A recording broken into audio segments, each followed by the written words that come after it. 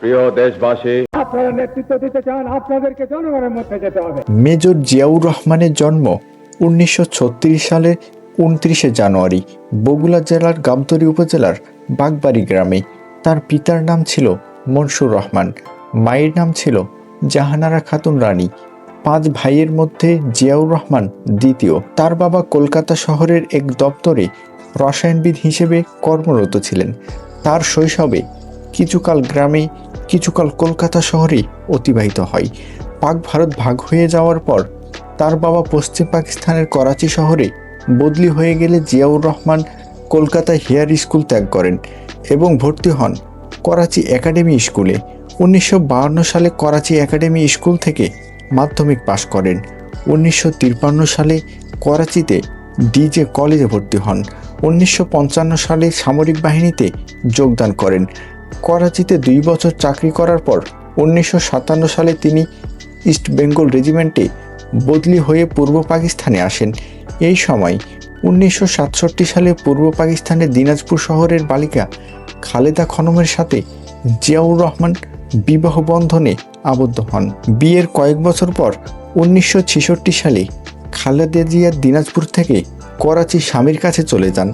এরপরে মেজর জিয়াউর রহমান 1966 সালে পাকিস্তান মিলিটারি একাডেমিতে ইনস্ট্রাক্টর হিসেবে যোগদান করেন।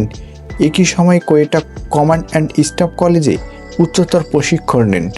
1969 সালে জার্মানিতে উচ্চতর গোয়েন্দা প্রশিক্ষণে যান এবং কয়েক মাস ব্রিটিশ সেনাবাহিনীর সাথেও কাজ করেন। বাংলাদেশের স্বাধীনতা যুদ্ধ শুরুর আগে 1970 সালে তিনি চট্টগ্রাম সেনাবাহিনীর 8ম ইস্ট বেঙ্গল রেজিমেন্টে সহ অধিনায়ক হিসেবে যোগদান করে সেখানে বদলি হন। তার রেজিমেন্টের সহকর্মী কর্নেল অলি আহমদ বিবিসি বাংলাকে বলেন, তখনই জিয়াউর রহমান বাংলাদেশের রাজনৈতিক পরিস্থিতির প্রেক্ষাপটে সেনাবাহিনীতে বিদ্রোহ করার পরিকল্পনা নিয়েছিলেন। প্রায় সময় দেখতাম দেশের ব্যাপারে তিনি চিন্তিত থাকতেন। এক পর্যায়ে তিনি আমাকে বললেন, নির্বাচনের পর পাকিস্তান থেকে নতুন সেনা দল আসছে, অস্ত্র আসছে। মনে হয় পশ্চিম পাকিস্তানের সেনাবাহিনীর সদস্যরা শেখ মুজিবুর রহমানকে প্রধানমন্ত্রী হিসেবে মেনে নেবে না এবং বাঙালিদের হাতে ক্ষমতা হস্তান্তর করবে না। এতে আমাদের কি করণীয়? অলি আহমদ বলেন, এক পর্যায়ে আমরা বিদ্রোহের পরিকল্পনা করলাম। 1971 সালের 25শে মার্চ রাতে বাঙালিদের উপর আক্রমণ করার পর মেজর জিয়াউর রহমানের নেতৃত্বে 8ম ইস্ট বেঙ্গল রেজিমেন্টের সদস্যরা বিদ্রোহ করেন। অলি আহমদ বলেন, পরবর্তীতে 27 তারিখে আমরা সিদ্ধান্ত নিলাম জিয়া সাহেব দেশের স্বাধীনতা ঘোষণা করবেন এবং তিনি বাংলাদেশের স্বাধীনতা ঘোষণা করলেন। বলেন অলি আহমদ, 10 এপ্রিল মুজিবনগর সরকার গঠন এবং 17 এপ্রিল মুজিবনগর সরকারের শপথ গ্রহণ অনুষ্ঠানের পর প্রথমেই 1 নম্বর সেক্টরে কমান্ডার নিযুক্ত হন। অনেক জায়গায় তিনি মুক্তিযুদ্ধ সংগঠিত করেন। দীর্ঘ 9 মাস রক্তক্ষয়ী যুদ্ধের পর দেশ পরাধীনতার শৃঙ্খল থেকে মুক্ত হলে তিনি পুনরায় সেনাবাহিনীতে ফিরে যান। 1972 সালে সেনাবাহিনীতে ডেপুটি চিফ অব স্টাফ হিসেবে পদোন্নতি লাভ করেন। তিনি 1973 সালে বছরের শেষের দিকে মেজর জেনারেল পদে পদোন্নতি লাভ করেন। মুক্তিযুদ্ধের বীরত্বের জন্য বাংলাদেশ সরকার তাকে বীর উত্তম খেতাব প্রদান করেন। শেখ মুজিবুর রহমানকে হত্যার পর খন্দকার মুশতাক আহমেদ রাষ্ট্রপতি হলেও সবকিছুর কলকাঠি নাড়ছিল হত্যাকাণ্ডের সাথে জড়িত সেনা কর্মকর্তারা। তখন সেনাবাহিনীতে চেইন অফ কমান্ড কার্যত ভেঙে পড়েছিল। এরপরে আসে সেই 23শে নভেম্বরের অভ্যুত্থান।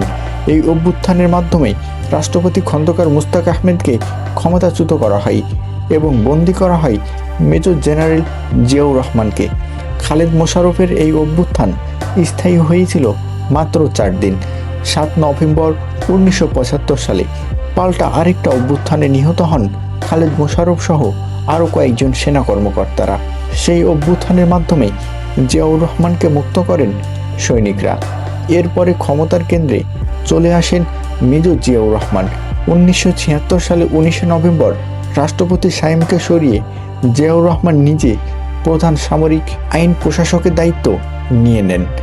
এর 5 মাস পর 1977 সালে এপ্রিল মাসে আবু সাদাত মোহাম্মদ সাইমকে রাষ্ট্রপতি পদ থেকে সরিয়ে জিয়াউর রহমান নিজেকে রাষ্ট্রপতি পদে অধিষ্ঠিত করেন।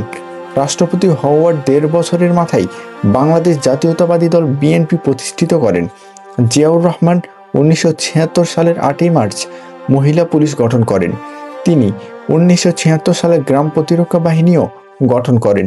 1977 সালে 20 ফেব্রুয়ারি 21 পদক প্রবর্তন করেন। জিয়াউর রহমান অসম্ভব জনপ্রিয় ছিলেন। অনেক উচ্চ পদস্থ সামরিক কর্মকর্তা জিয়াউর রহমানের বিরুদ্ধে ষড়যন্ত্রে লিপ্ত হন। 1981 সালের 30 মে চট্টগ্রামের সার্কিট হাউস, একটি ভোর, একটি গুলির শব্দ আর বাংলাদেশের ইতিহাসে একটি রক্তাক্ত অধ্যায়। 29 মে 1981 রাষ্ট্রপতি জিয়া চট্টগ্রামে পৌঁছান, অবস্থান নেন সার্কিট হাউসে। রাত গভীর হয়, ভোরের ঠিক আগে বিদ্রোহী সেনারা ঘিরে ফেলে সার্কিট হাউস। চারিদিক থেকে গুলির শব্দ।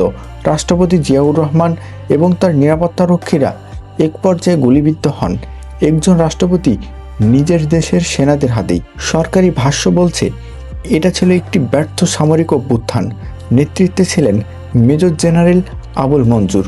কিন্তু এখানেই রহস্য ঘনীভূত হয়, কারণ বিদ্রোহ ব্যর্থ হওয়ার পর আবুল মঞ্জুর আটক হন, কিন্তু তার কোনো বিচার হয়নি।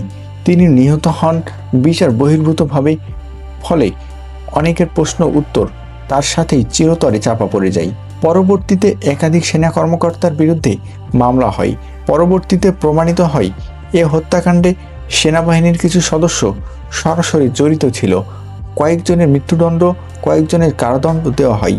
কিন্তু আজও বিতর্ক রয়ে গেছে, এ হত্যাকাণ্ড কি শুধুই একটি বিদ্রোহ ছিল, নাকি এর পিছনে ছিল আরও গভীর রাজনৈতিক হিসাব?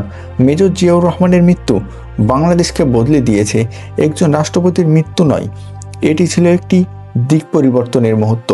4 দশক পরেও এই মৃত্যু নিয়ে প্রশ্ন থামে না। আপনার কি মনে হয়, এটি কি শুধুই একটি সামরিক বিদ্রোহ, নাকি ইতিহাসের আড়ালে লুকিয়ে আছে আরও কিছু? কমেন্টে জানাতে পারেন।